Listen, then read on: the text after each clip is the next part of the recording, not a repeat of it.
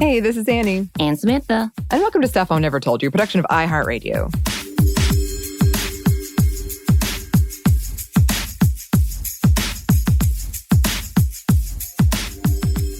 So it is time for another book club, and thanks to listeners and friends who have suggested this one, because today we are talking about Angela Chen's 2020 novel, Ace, What Asexuality Reveals About Desire, Society, and the Meaning of Sex, which, as the title might imply, is an exploration into ace experiences of all kinds and what we can learn from these experiences in terms of how we understand love and desire.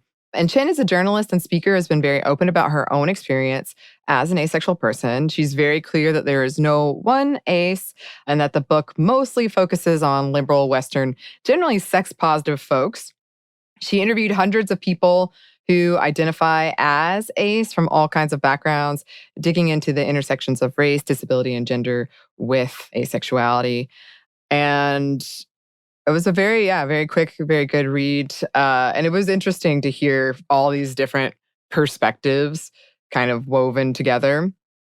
And if you would like to hear more, you can see our interview with Adoha Danzo that we did on asexuality.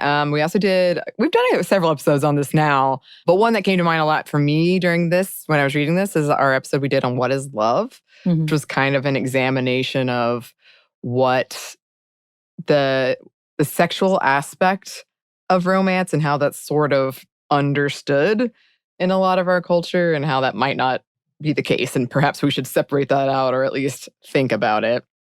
And yeah, I would recommend this because it does go into things like you don't have to be asexual to read this. I think it makes you ask questions about a lot of stuff. So I would recommend it.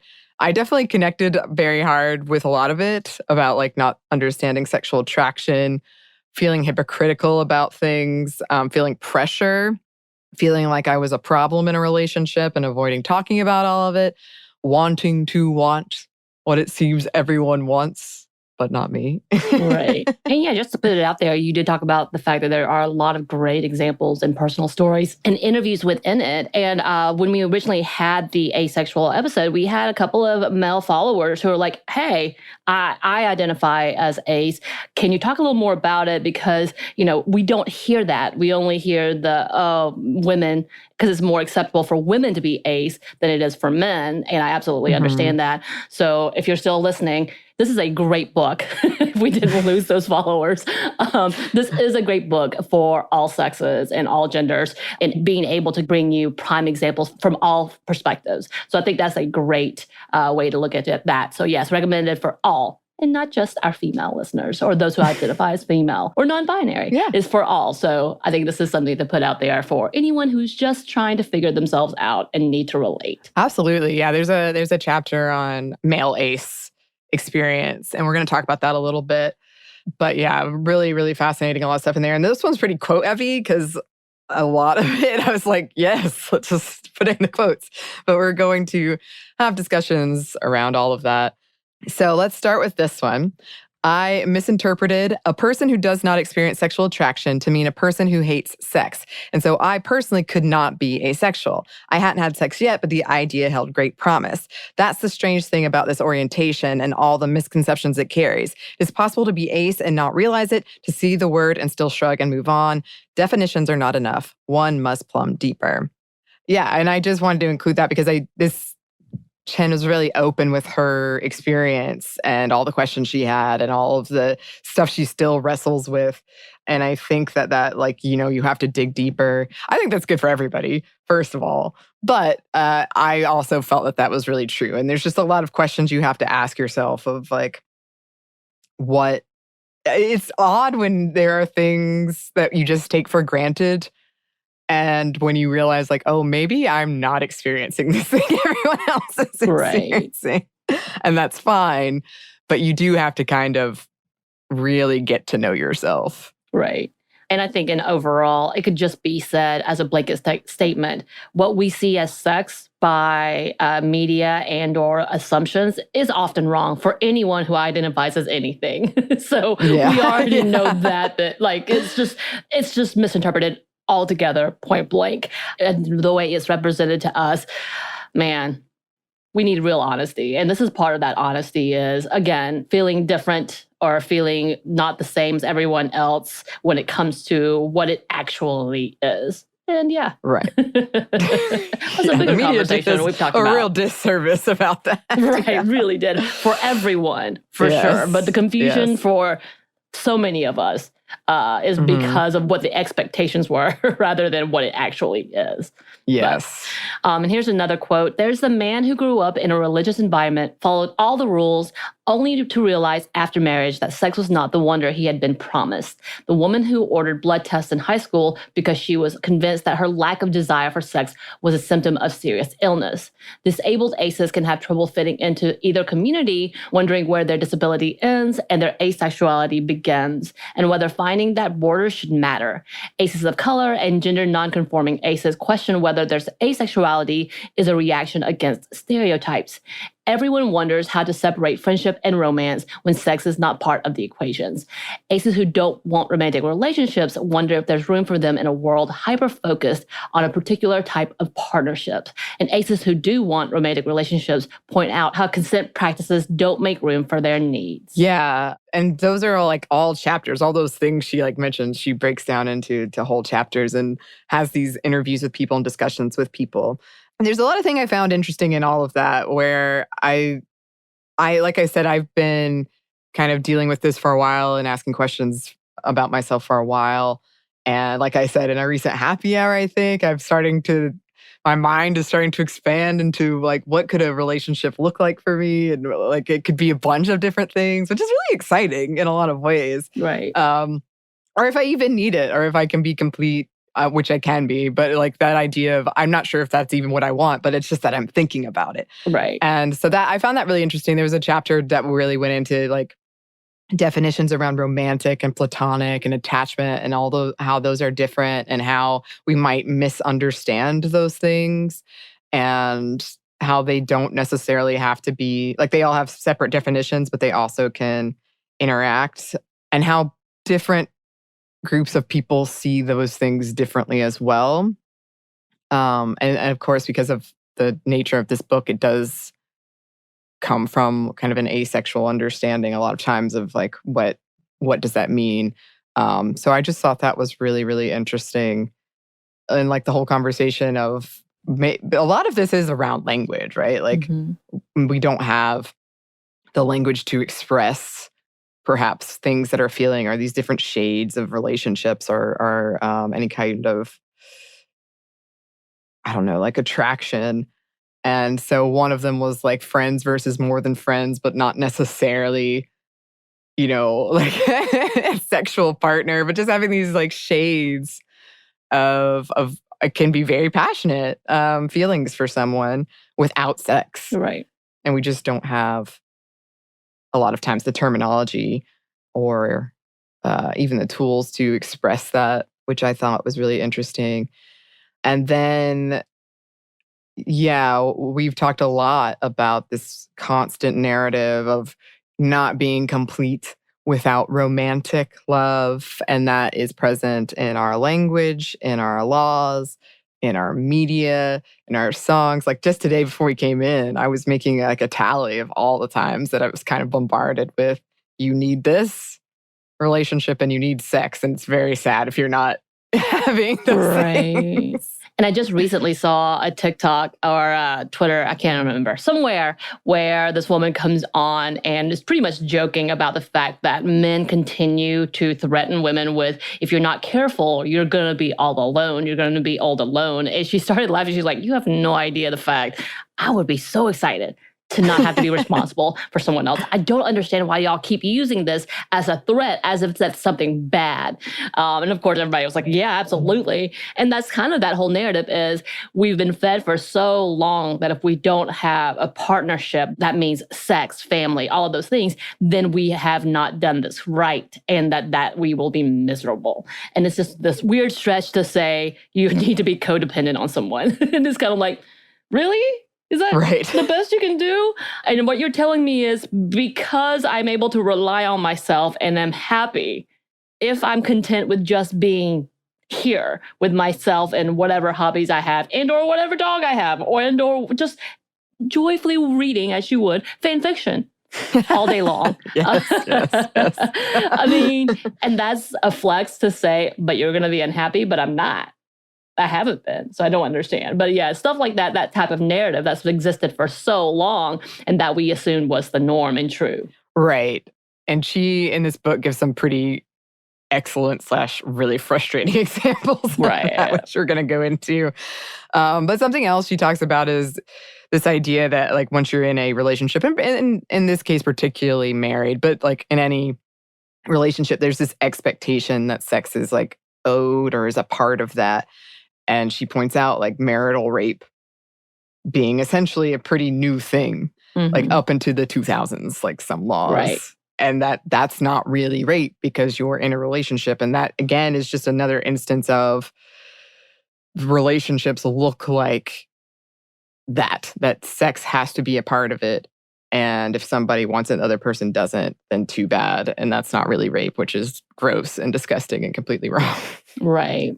And which, yeah, we've talked about that. And she even brings up the example of the Trump case with his former ex-wife, which we talked about a long time ago, and the fact that he settled out of court because he knew he was wrong, because he was the only defense they had was they're married, it can't be a rape. Like, that's what his lawyer offered up. Right. Ugh.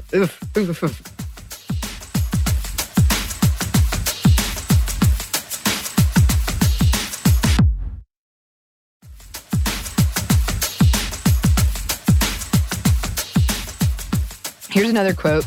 Sexual rights should not be assumed, and self-determination must never end upon entering a relationship. You can give a no with zero caveats in each and every situation, full stop. You can say no if someone loves you and you love them back. You can say no for the rest of your life. Loving another person should never mean forfeiting bodily autonomy.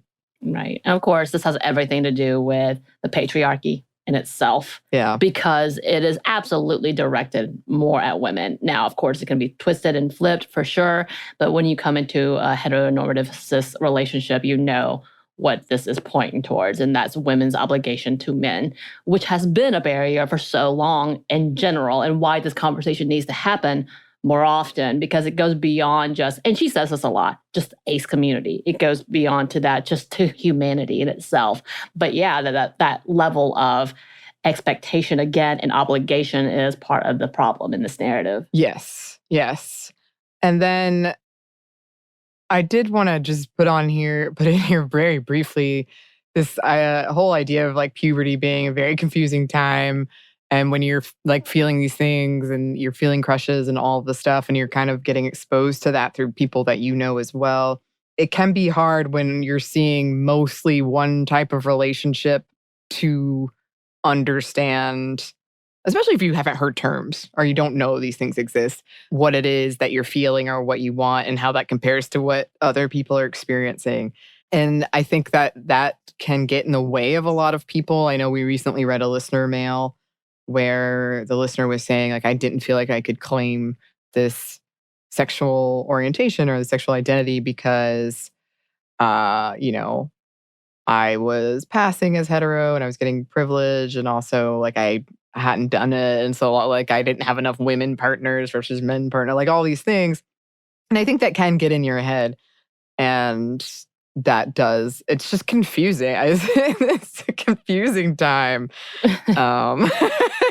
Well, in general, I think when we look at this, we have to understand, once again, the true conversation of this is people are fluid. People change. People's reaction changes. So what may have interested you at one point in time may interest you less as you grow older. And, one of the funny parts of women and sexuality, there's this big conversation of when's the best time, or when are their hormones high up, or, all of these conversations. And the fact of the matter is, if it's that way, if hormones have everything to do with it, if there's a genetic disposition, if any of those things, if it's biology, then we should allow for change. Then that means, yeah, maybe what interested me one time doesn't interest me anymore. Maybe what I was attracted to then is not what I'm attracted to now. Maybe it was a certain person that I was attracted to, and then to that point, of course, we love having identifiers and being able to identify ourselves. But that could also block us in and be like, well, I already identified as this. Oh no. Right. I can't change. So that's the bigger conversation. Yeah.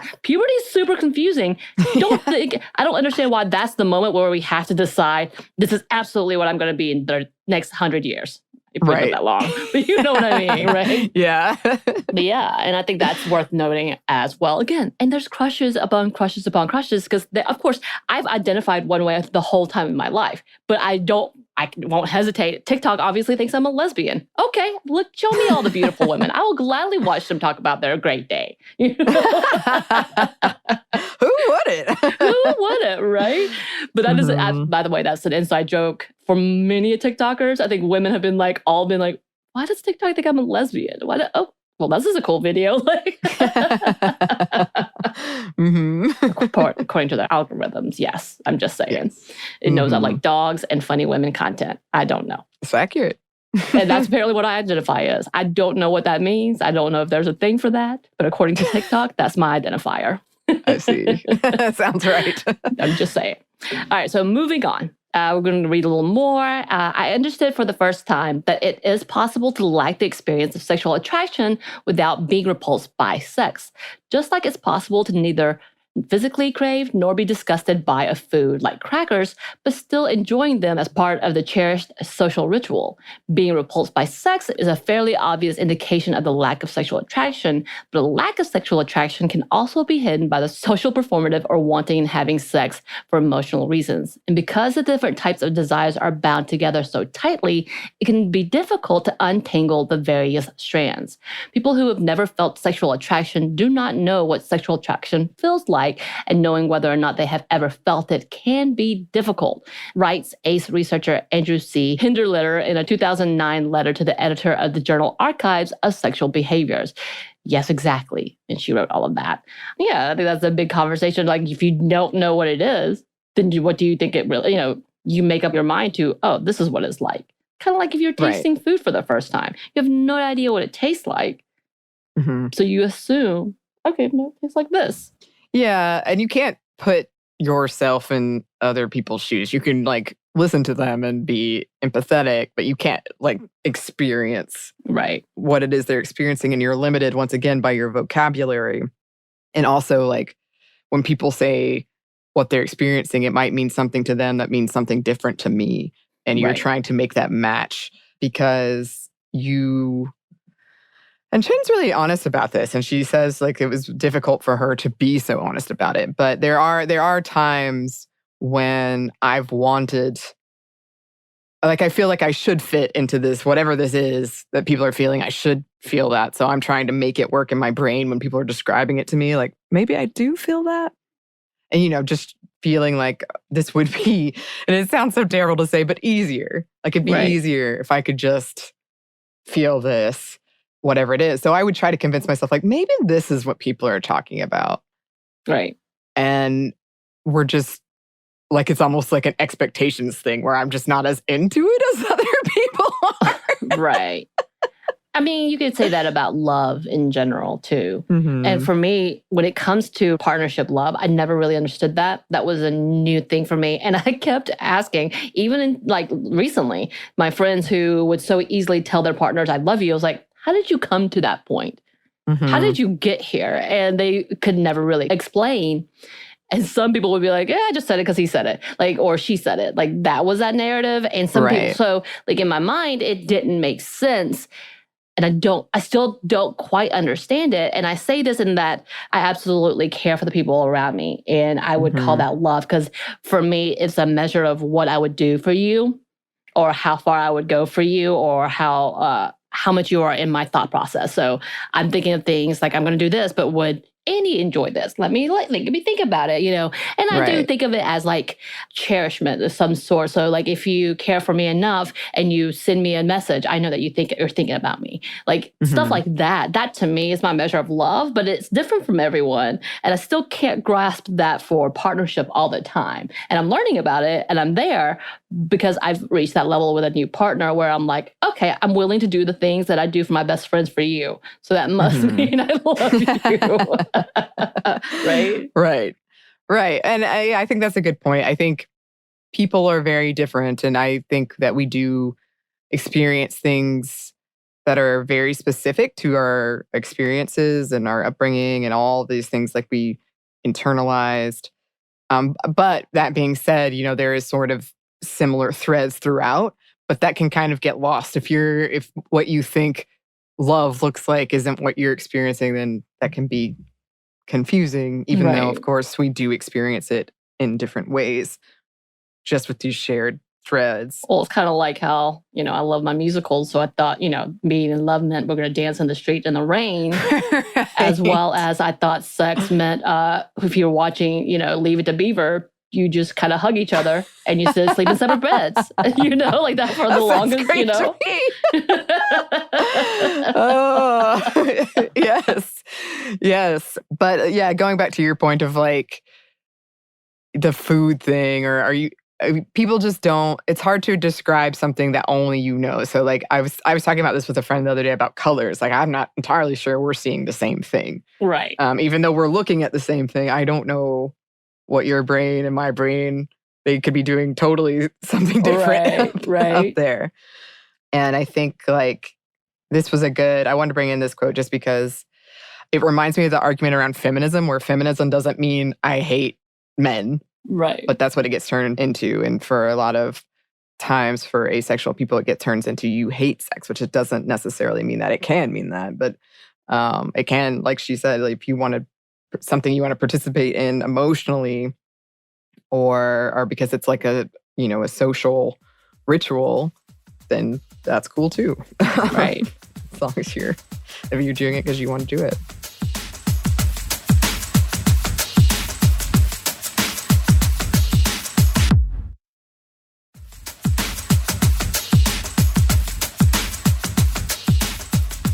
So the book also goes into some history, and here's another quote. People who could be described as asexual have existed for a long time. They were certainly around in the 1940s when sex researcher Alfred Kinsey was developing his model of sexual orientation. Kinsey believed that sexual orientation was more than a binary of homosexual and heterosexual. He created a scale, a line really that runs from 0 to 6. 0 for someone who is exclusively heterosexual, 6 for someone who is exclusively homosexual, 3 for bisexual. Today, the Kinsey scale is famous and has become the main way of thinking about sexuality and sexual orientation in the West. It does not make room for asexuality, even though Kinsey knew about asexual people. During the thousands of interviews that he conducted, Kinsey had come across people who didn't fit onto his line, who, in his language, had no socio-sexual contacts or reactions. Faced with data that didn't fit this theory, he didn't revise his line to make it more multidimensional. Instead, Kinsey marked these people into a separate category called X and carried on. Heterosexual, homosexual, and bisexual dominated, while group X was mostly forgotten. Yeah, and that was so according to this book, 1% of the population in the United States identifies as asexual, and she does go into the history of that and talks about the importance of the internet for finding connection, but is very clear like that's not when it started. That's just when people, because there aren't, a huge population, were able to find others and connect through that. And then she does go into like a whole section on the difficulty of definition of being defined through negative space. So essentially asexual is defined by like the negative, the lack of something. And then it was interesting to read the history of this community and conversations around, well, what does it mean? And I love how often the question, what about masturbation, comes up, because I get that question all the time too. Mm-hmm. Mm-hmm. I get it all the time. And we're going to talk more about that in a minute. Here's another quote. To the best I can tell, sexual attraction is the desire to have sex with a specific person for physical reasons. Sexual attraction can be instantaneous and involuntary, a heightened awareness, a physical alertness combined with mental wanting. My allo friends say they feel sexually attracted to people they have just met, to people whose company they don't enjoy, to people they don't like or even find good looking.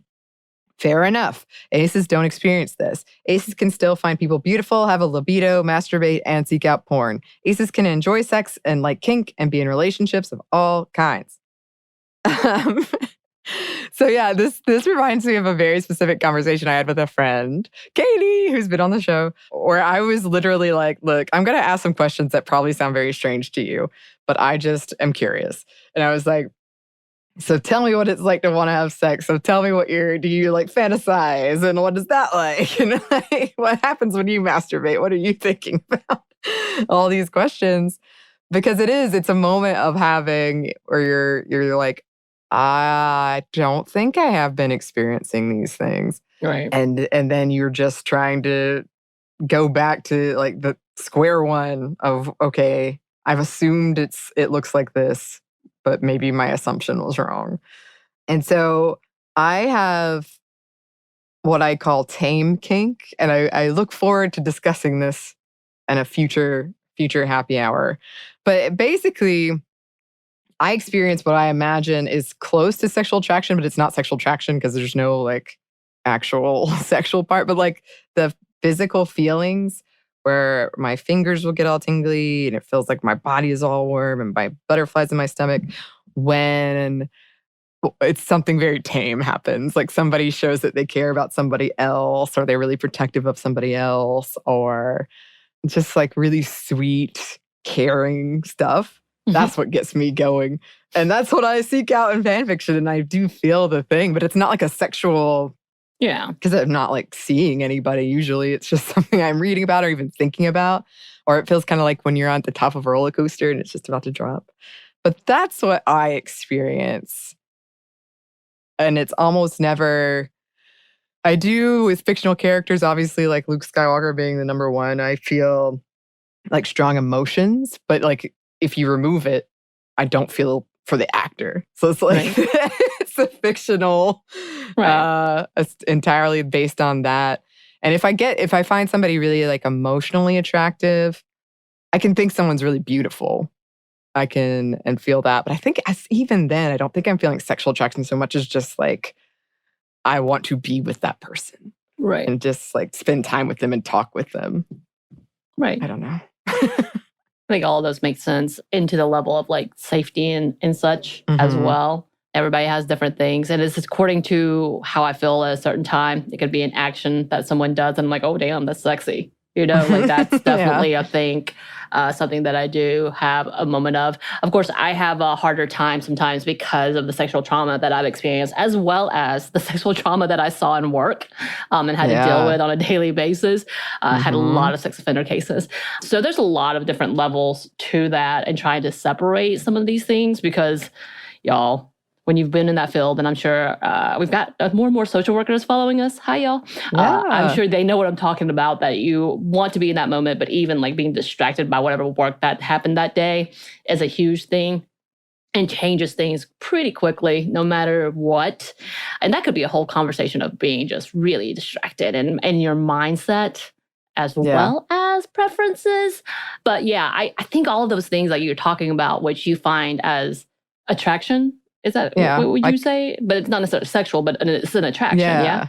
Okay, I'm trying to see how to say it without not making it a romantic thing, but it is a romantic thing without the sexual thing, but not necessarily always.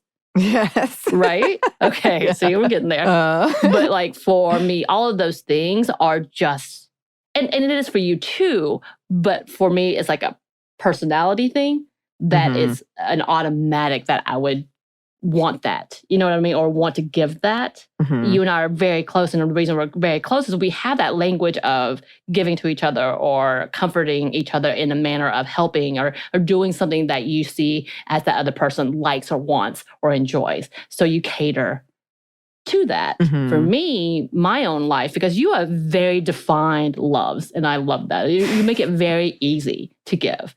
Even though it's a little abstract, so it's harder to find those things. So I have to create my own things for you. But I know you love it because you also have tons of things that you like, kind of like our other friends who have those interests already have it. I'm like, what the hell do I do now? They already got this because they've loved it for so long and it's been a part of them. So that's easy and hard at the same time.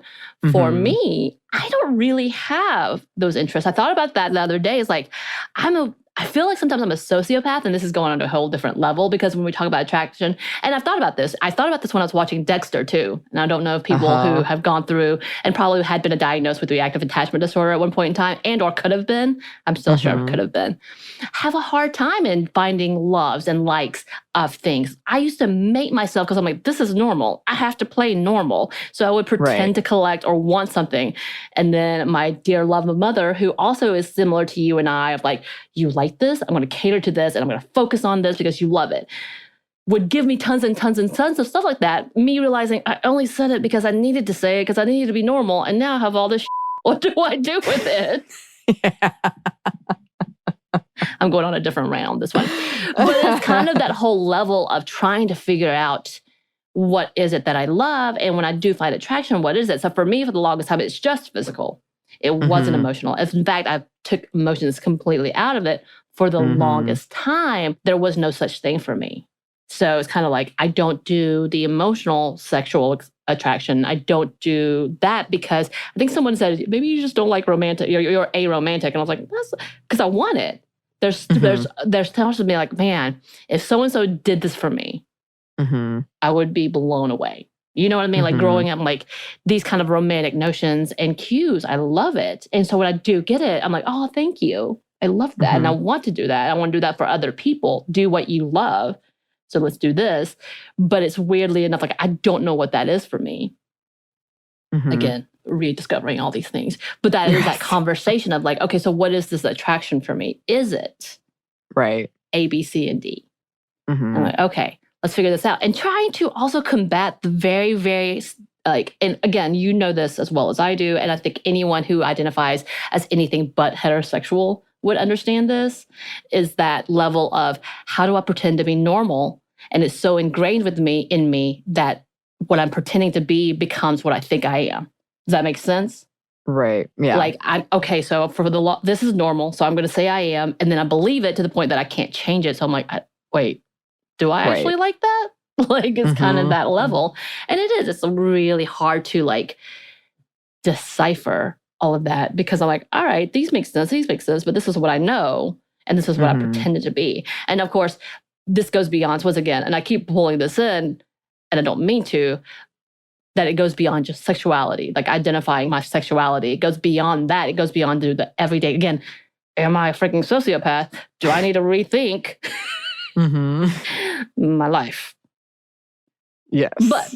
But all of that to say, there's a lot to that level of just beyond, if we could focus beyond that, it's like, wow, okay, let's have a big conversation of, again, what societal expectations and norms are placed on us and how tangled that makes everything else in our thought process. Yes. Yeah. I think that's one of my biggest takeaways from this whole book is that it's messy. Like, you can't remove the patriarchy from your experience, and you can't remove white supremacy from your experience. And like, you can be aware of it and do work on your part, but you grew up in that system. Right. And so when you start asking yourself these questions, which we're going to talk about more, but you can get really in your head about, well, what does this mean?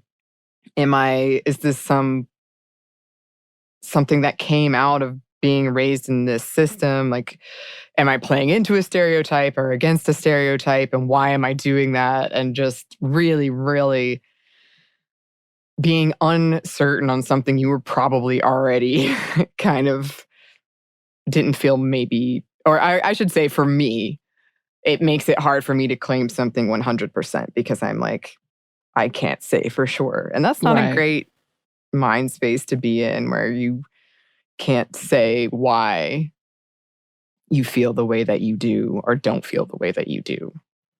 Oh no, now I'm worried that everybody's going to think I'm a sociopath. That's okay. I recently told some friends of ours that I thought about the whole dogs thing being overrated and Baby Yoda being overrated. And let me say, people would not let it go. They would not drop it. You should have learned this lesson, Anney. You got mail about your stance on this. Not about the Baby Yoda, but about the dogs. I do want to say, though, because this is actually kind of relevant to what we're talking about, is I think that when I say overrated, I think that my version of overrated might not mean what a lot of people mean when they say it. But it is kind of a similar thing and we talked about this in my Dead Inside episode, where it's like, maybe I'm feeling the thing you're feeling, I'm just not emoting like you're emoting, or like maybe we're just expressing it differently. But again, you can't be in somebody's head. Right. Again, you can think something's not interesting and that's okay. And that might be dog. I'd be like, oh yeah, it's there. Cool. In the story. And that's kind of your conversation. And I thought about this because every time before I started watching Star Wars, every time I said I never saw it, the look of like, that I got, I was like, oh, calm down. And then I had to be a bigger stance. I'm like, oh, I'm never watching it, which is what my other friend who I've known for years, when I told him I actually watched it, he's like, I thought that was going to be your thing where you just never watched Star Wars. I was like, yeah, I gave in. He was like, huh. Like, and I was like, because people are so like, pushy to be like, you need to watch this. And then this weekend, I just got you didn't watch Star Trek? I don't know if we're going to be friends. And I was like, I don't know what's happening. And then me having to explain, I don't like sci-fi that much. I'm starting to get into it. And they're like, and me just having to stare. So that's a whole different conversation. But yeah, it's literally like, it's not that I hate it. I just don't care. Yes. In the story. I totally hear you. I even brought you up. I was no. like, yep. No, I was just saying, like, I know she's not feeling what I'm feeling when I watch Star Wars. And that's kind of the thing we're talking about. We're just experiencing the same thing. Yeah. In different ways. It's kind of like food. You may like this thing and I may not. Mm-hmm. The one thing we agree on is mayo is trash. I don't think that's the one thing we agree on. Oh, no. I'm just saying it's one of the things that like I won't touch it. I won't even, I don't like it. I don't have it in my refrigerator. Mm-hmm. And I've never had it. And it blows my mind. I'm like, oh, yeah, is that a thing you want? My bad. Anyway, sorry. We've gone way off. We've gone off the rails. Way off. Okay, so back to the book. Let's go back into some quotes, right? Mm-hmm. Repeat after me. And she wrote this, not me. So don't repeat after me, per se. Right. For her. Mm-hmm. Repeat after me. Sexual attraction is not sex drive. These two phenomena are often treated as interchangeable, but understanding that they're separate helps explain ACE experience. Simply put, sex drive or libido is the desire for sexual release, a set of feelings in the body, often combined with intrusive thoughts. It could come out of nowhere and for no obvious reasons and not be about anyone. It's an internal experience of sexual frustration that does not depend on sexual orientation. A woman can be gay and have a high sex drive. That is, she frequently wants sexual release. A man can be straight and have a low sex drive. A person can be ace and have no desire for sexual release at all. Or a person can be ace and have a so-called undirected sex drive, that tingling in the nethers. An undirected sex drive isn't a quirk of ace experience. It's another way of saying being horny, which can afflict anyone because horniness does not need to include sexual attraction. Imagine a gay man with a high sex drive surrounded by women. It is possible for him to feel horny and want to get laid, even if he's not interested in anyone around him. Sexual attraction, then, is horniness toward or caused by a specific person. It is the desire to be sexual with that partner. Libido with a target. To use a food metaphor, a person can feel physiological hunger, which would be like sex drive without craving a specific dish, which would be more like sexual attraction.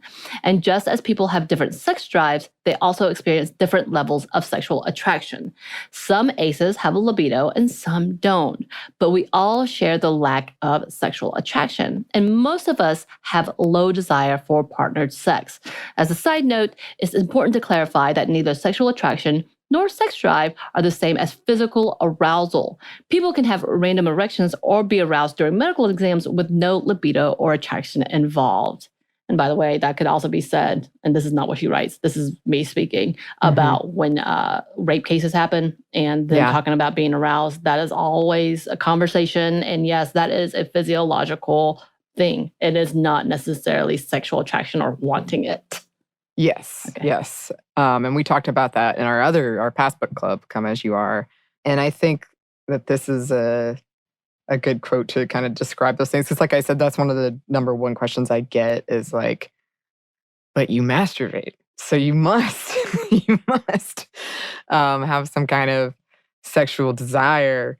But there are just all these, we've gotten all these things tangled up together and they don't need to be, and they shouldn't be. And I think, when I mean, I've been TMI on this many times, but like when I masturbate, it's usually because it feels good. And also it's like a release. I can concentrate better. And I'm like almost never, ever thinking of somebody. And if I am, it's a fictional character. But it's not like I saw somebody, I got something turned on and I got to go do this. Like, it's just. Which she talks about specifically about that too. Mm-hmm. That a lot of times people are having masturbating because it just feels good in the story. Yeah, it just feels nice. And I know this is probably a much bigger conversation, but it feels better than any sex I've ever had. Yeah. And I would prefer it over having sex with someone. You're not the only one who would say that. Even people who would consider themselves sexual would have that same conversation. Yeah, which is, makes sense. And I'm not trying to like throw anybody under the bus here, because it just makes sense. You would know your own body better and you figure those things out. And it's also like battery operated a lot of times. So easier to communicate in your head. Yes, exactly. And it's just kind of like instinctual. Oh, this is where to go. And I think people can have amazing sex and can communicate really well. And I'm not trying to say that doesn't exist, because I totally believe it does. But there are just some things that are easier, and it's yourself, and you know what you want, and you don't have to really try to communicate that, because the words can be tricky and explaining can be tricky. Right.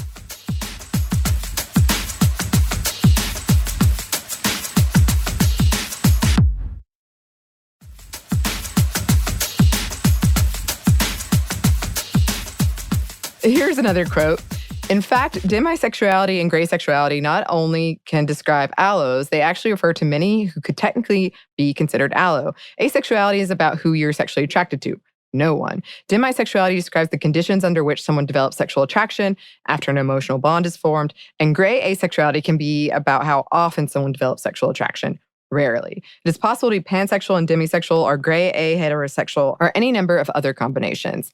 And I want to include that because I think there was a lot of interesting things that was brought up through interviews in that chapter.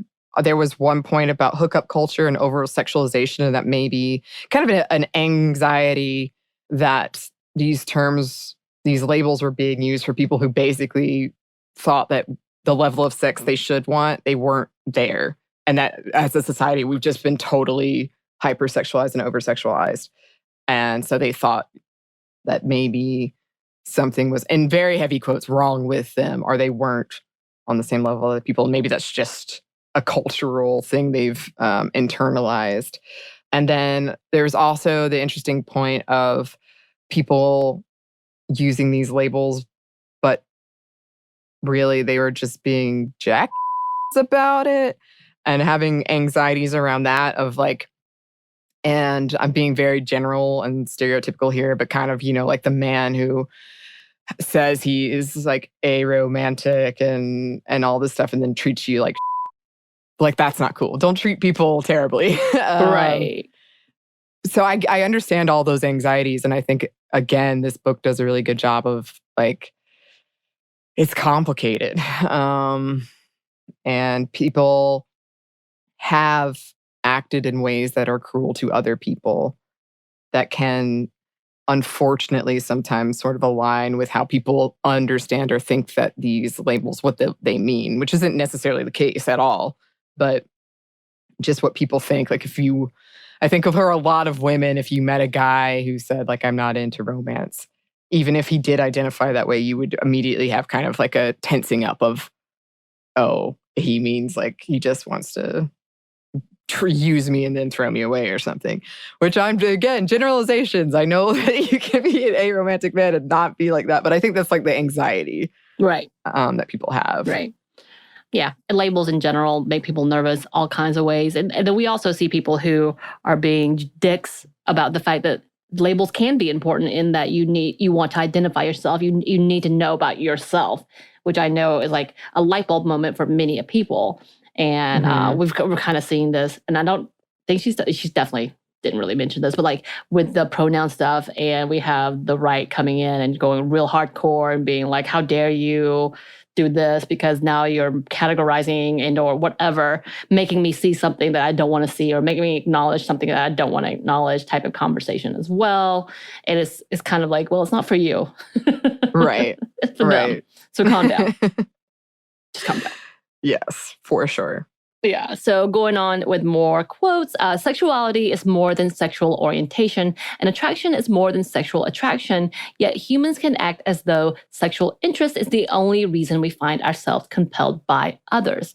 Aesthetic attraction can guide romantic attraction or the feeling of being romantically interested in or having a crush on someone. Romantic orientation then denotes the gender that people usually develop crushes on.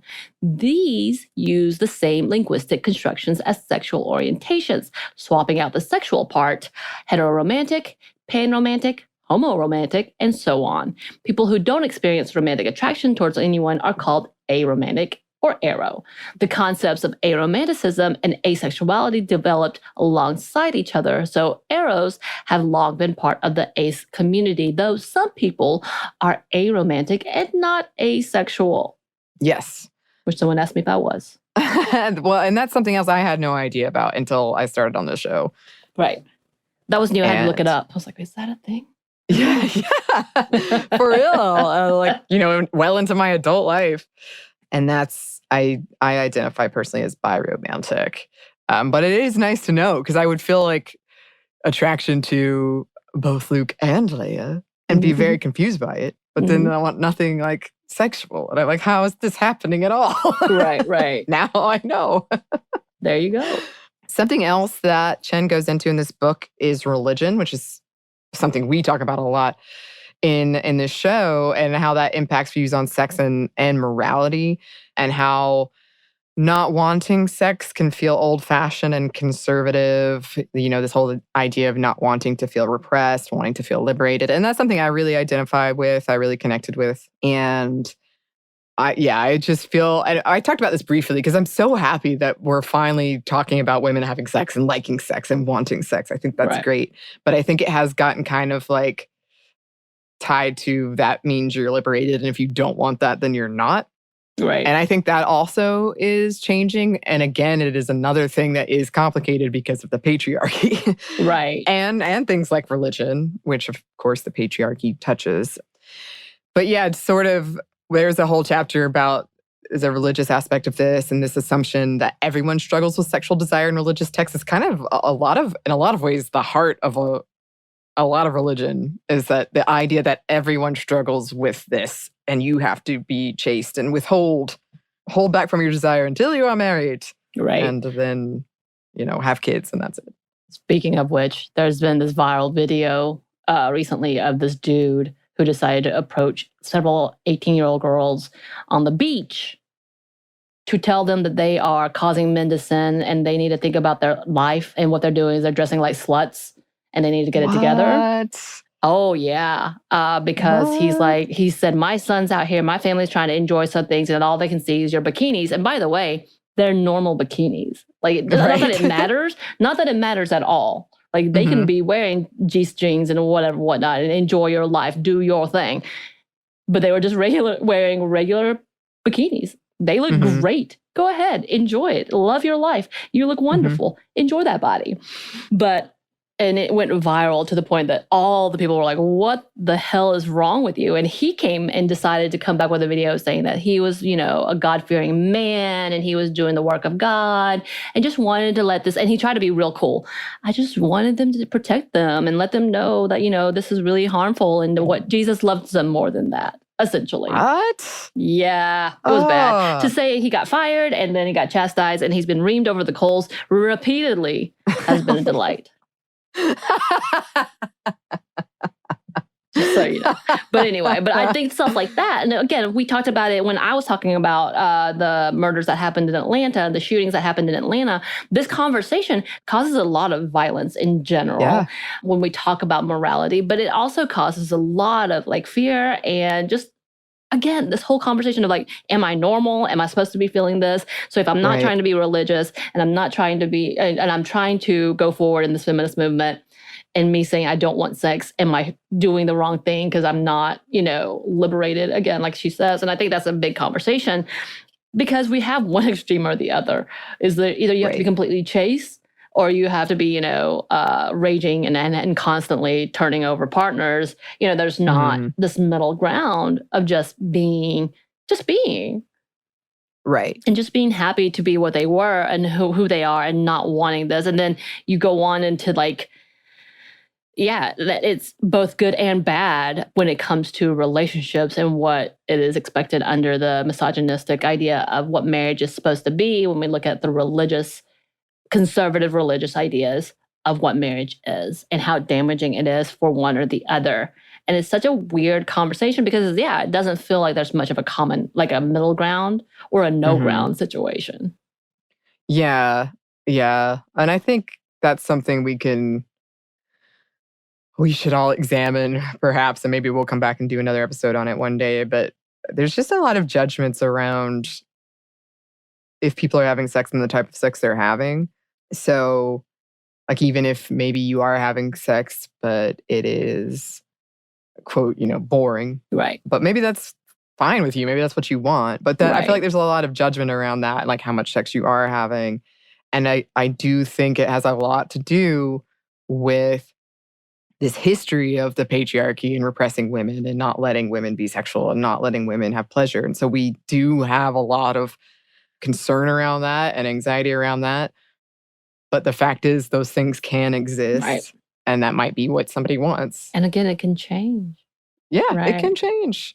And that's the other part to that is this whole level of duty in that that's a conversation we need to call, like we've talked about many times, but how that stigma also really, really hurts everything in this obligation and this whole narrative of, again, your sex, women's sex, just saying it as is something to be prized and then gifted to those worthy. So if you're gifting this to those who are worthy, that means you can't deny it because it's a gift. You know what I mean? And so that's just both of those things. And to slow it down, it's become a running joke, obviously. Like once you get married, you stop having sex, women especially. To the point it's like, I'm very confused. Why? Like as a kid watching this conversation and this constant joke that I'm like, I don't get it. What's happening? I don't get it. Yeah. But like having that, people's sex drive changes. Yeah. And there's a lot of again, like I talked about my job and we know that the outside narratives and then feeling that guilt, not only for those, just I think for everyone, if you can't keep up with that and feeling like, okay, well, I'm not normal now. Right. I mean, yeah, that's a good point because that's just another example of this assumption, which I know we're going to talk about that more later too, but the assumption that this is like sex is the best thing. And you should be getting it all the time. Right. And it should be great and the best. Yeah. And if you're not, then something's wrong or you're boring or like all these things that we assume about people like that. But it's just assumed that that's what you should want. And it is a joke, like once you get married. The fact that it's a joke that once you get married, all of a sudden, it's usually the woman doesn't want to have sex. Always, anymore, that we should question why that is. Right. We should very much question why that is. Monday Mini. All right. Yes. And going on with more quotes, because we love it. None of this aligned with my goals, she writes. The words used to describe women who didn't have sex, celibate, abstinent, pure, chaste, seemed either clinical or moralistic in a way I disdained. The words used to describe women who did, free, empowered, bold, I liked and wanted to apply to me. Down. Few people would explicitly say that sexually conservative women are wildflowers, but popular culture made that insinuation clear. And so I had a vague, unquestioned feeling that the women who pursue sex are more fun and feminist than the women who don't. Yeah, and I think that's really interesting. That's what she writes. Because also there's that opposite within the feminist group. Yeah, you want to say that's free, empowered, bold, but outside of that, that's a slut, whore, any of those narratives, again, as we talked about that dude. So it's kind of interesting that that's how she saw it. But it is that narrative, like you want to fit in. So in what structure do you want to fit in? Yeah, I find that dichotomy interesting as well, because there's the the version of, for so long, a woman who's sexually liberated has been called a slut or a whore, or like even just, might have had sex once. Right. That can be lobbed at her. But in feminist circles, it's more like, yeah, girl, you get it. You have that sex, which is great. Again, all for it. But it does, once again, rely on this assumption that equals empowerment and a liberated woman, which it does in some ways, but it's not the only way that it can Right. look. Here is another quote.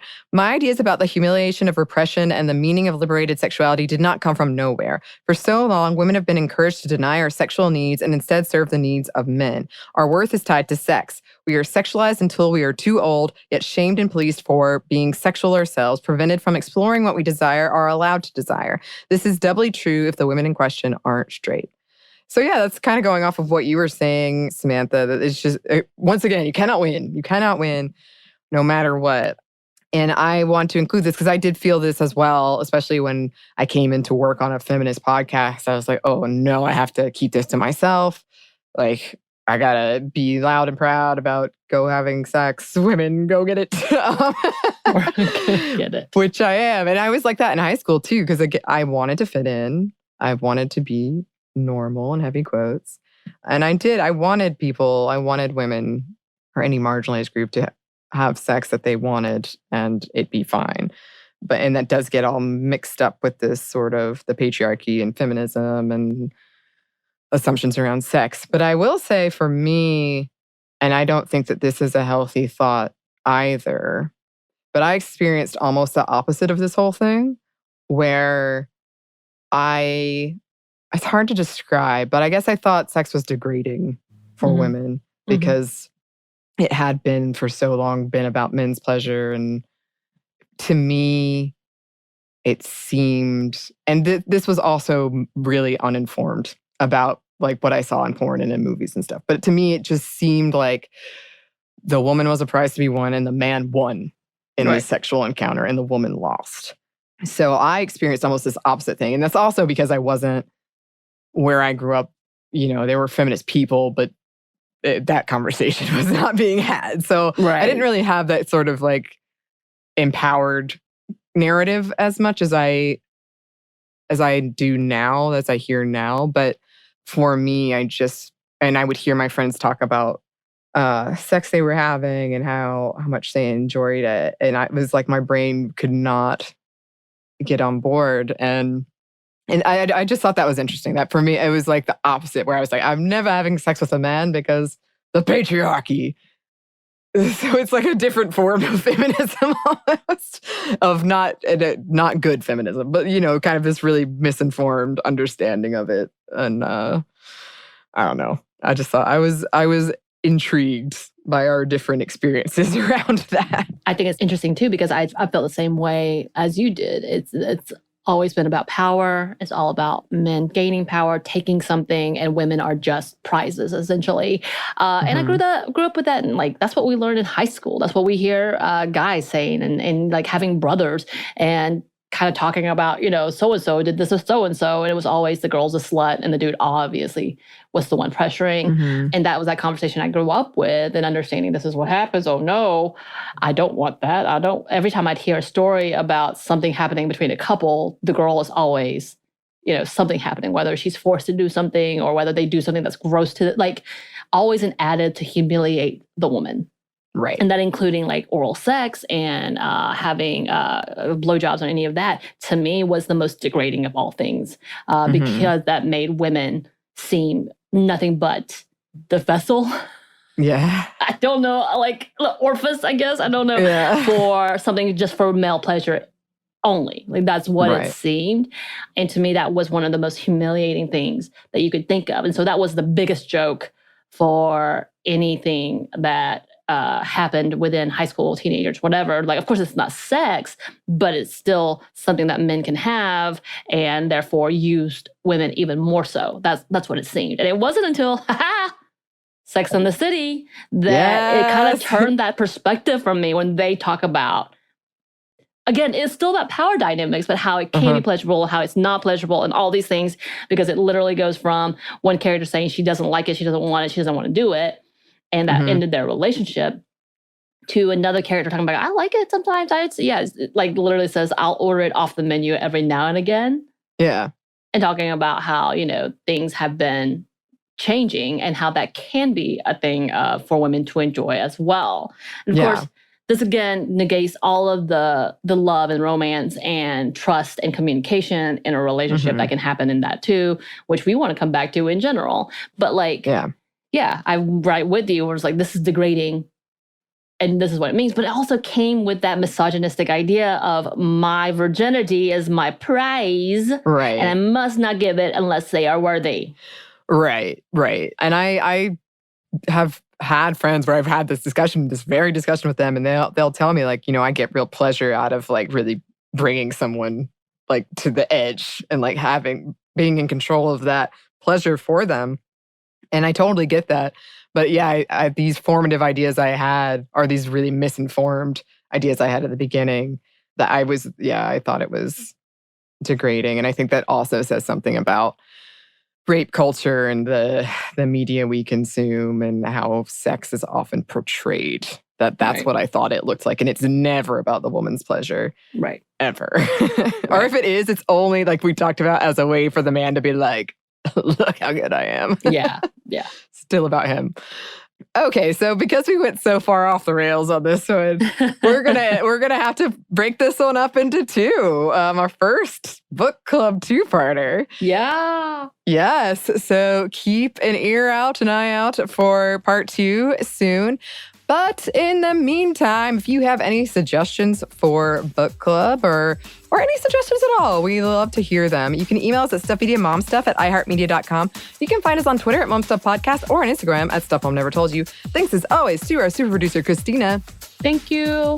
And thanks to you for listening. Stuff Mom Never Told You is a production of iHeartRadio. For more podcasts from iHeartRadio, visit the iHeartRadio app, Apple Podcasts, or wherever you listen to your favorite shows.